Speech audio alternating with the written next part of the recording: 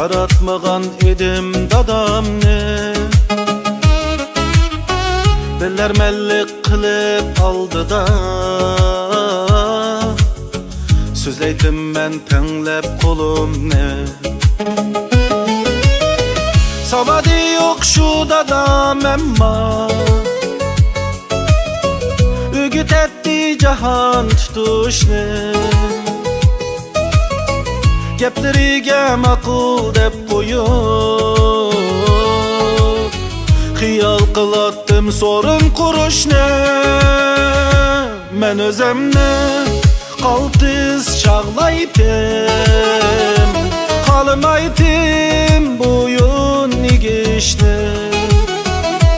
Açığımı kiletti dadam Ügesi bana yasın işki işni.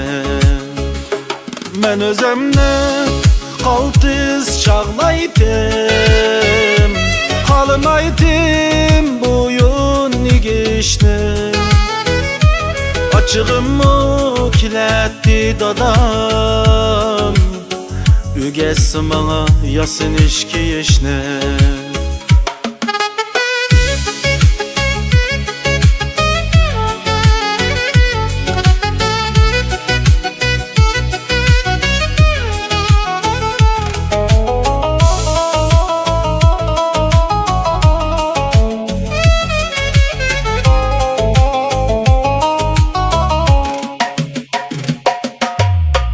Uçaklarda gemsiz yaşaydım. Men dadamның pulunu xejleydim. Tötnің biri bolup melide Taң atqıça öyünü tapmaydım.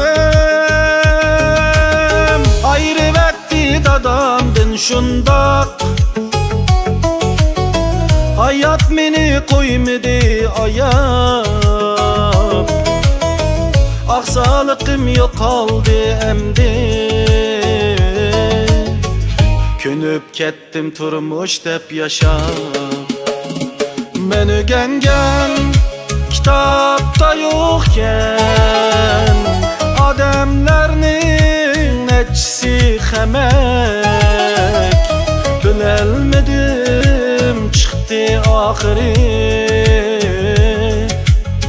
Savadı yok dadam digendek.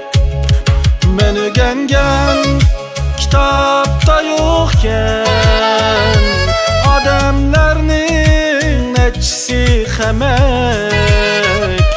Bilelmedim çıktı ahiri. Savadı yok dadam digendek.